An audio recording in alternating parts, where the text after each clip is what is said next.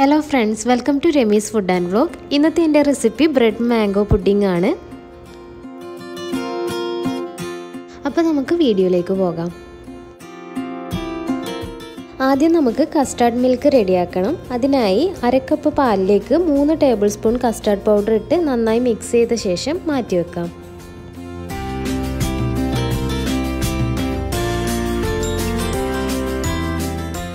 ഇനി ഒരു പാനിലേക്ക് 1/2 ലിറ്റർ പാൽ ഒഴിച്ചു കൊടുക്കാം. അതിലേക്ക് ആവശ്യത്തിനുള്ള പഞ്ചസാരയും ചേർത്ത് നന്നായി തിളപ്പിച്ചെടുക്കണം.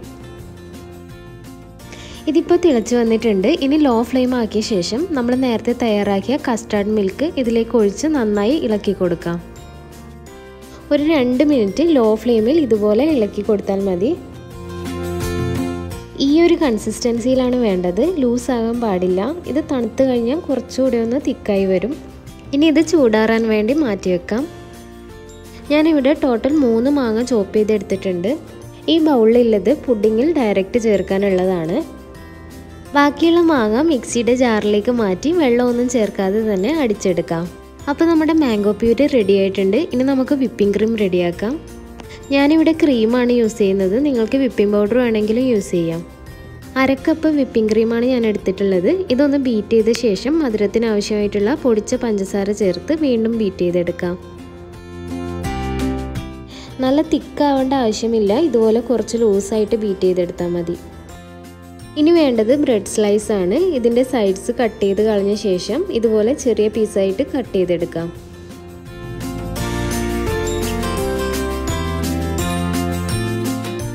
നമ്മൾ നേരത്തെ തയ്യാറാക്കിയ കസ്റ്റാർഡ് ചൂടാറിയിട്ടുണ്ട്. ഇതുപോലെ നല്ല തിക്കായിട്ടാണ് വേണ്ടത്. ഇനി ഇതൊരു ബൗളിലേക്ക് മാറ്റാം. ഇനി നമുക്ക് പുഡിങ് സെറ്റ് ചെയ്തെടുക്കാം. ഇതിനായി ഞാനൊരു ഗ്ലാസ് ട്രേ എടുത്തിട്ടുണ്ട്. ഇതിലേക്ക് കട്ട് ചെയ്തെടുത്തിട്ടുള്ള ബ്രെഡ് പീസസ് വെച്ച് കൊടുക്കാം. ഗ്യാപ്പ് വരുന്ന സ്ഥലത്തൊക്കെ ചെറിയ ബ്രെഡ് പീസ് കട്ട് ചെയ്തെടുത്ത് ഫില്ല് ചെയ്ത് കൊടുത്താൽ മതി. ഇനി ഇതിലേക്ക് മാംഗോ പ്യൂരിയാണ് ആദ്യം ഒഴിക്കുന്നത്. അടുത്ത സ്റ്റെപ്പ് കസ്റ്റാർഡാണ്. ഇനി ഇത് ഒഴിച്ചു കൊടുത്ത് ഒന്ന് ലെവൽ ചെയ്തെടുക്കാം.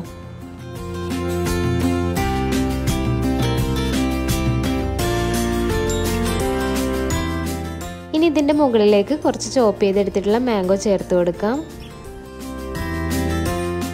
ഇനി വീണ്ടും അടുത്ത ലെയർ ബ്രെഡ് വെച്ച് കൊടുക്കാം. നിങ്ങളുടെ കയ്യിലുള്ള ട്രേ അധികം കുഴിയില്ലാത്ത ടൈപ്പ് ആണെങ്കിൽ സെക്കൻഡ് ലെയർ വെച്ച് കൊടുക്കാതെ മുകളിൽ വിപ്പിംഗ് ക്രീം വെച്ച് സെറ്റ് ചെയ്തെടുത്താൽ മതി.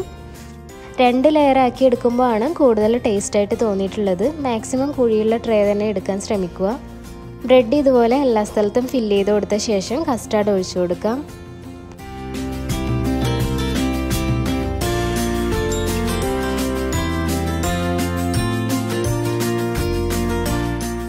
ഇനി ഇതിൻ്റെ മുകളിൽ കുറച്ച് ചോപ്പ് ചെയ്ത മാംഗോയും നട്ട്സും കൂടെ ചേർത്ത് കൊടുക്കാം. ഇനി നേരത്തെ തയ്യാറാക്കിയിട്ടുള്ള വിപ്പിംഗ് ക്രീമാണ് ചേർക്കേണ്ടത്.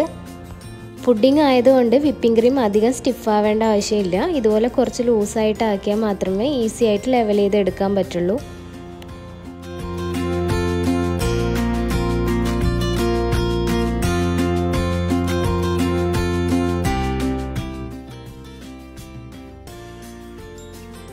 ഇനി ഇതൊന്ന് ഡെക്കറേറ്റ് ചെയ്തെടുക്കാൻ വേണ്ടി കുറച്ച് മാംഗോ പ്യൂരി ഇതുപോലെ ഇട്ട് കൊടുത്ത് ഫോർക്കോ സ്ക്രാപ്പറോ അല്ലെങ്കിൽ ടൂത്ത് പിക്കോ എടുത്ത് നിങ്ങളുടെ ഇഷ്ടത്തിനനുസരിച്ച് ഡിസൈൻ ചെയ്തെടുക്കാം.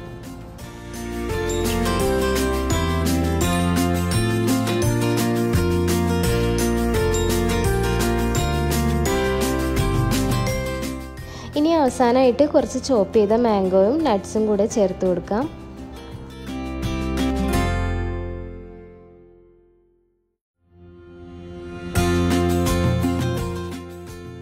ഇനി ഇത് സെറ്റാവാൻ വേണ്ടി ഫ്രിഡ്ജിൽ മിനിമം 2 മുതൽ 3 മണിക്കൂറെങ്കിലും വെക്കണം. അതിനുശേഷം കട്ട് ചെയ്ത് കഴിക്കാവുന്നതാണ്.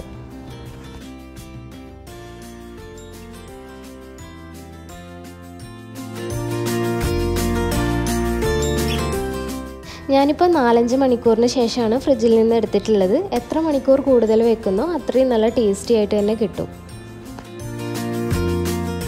നിങ്ങൾക്ക് കാണുമ്പോൾ തന്നെ മനസ്സിലാകും നല്ല സോഫ്റ്റും ടേസ്റ്റി ആയിട്ടുള്ള ഒരു പുഡിങ്ങാണിത്.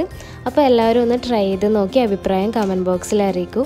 വീഡിയോ ഇഷ്ടമായാൽ ലൈക്ക് ചെയ്യാനും സബ്സ്ക്രൈബ് ചെയ്യാനും മറക്കരുത്. വീണ്ടും മറ്റൊരു റെസിപ്പിയായി വരുന്നവരേക്കും ബൈ, ടേക്ക് കെയർ.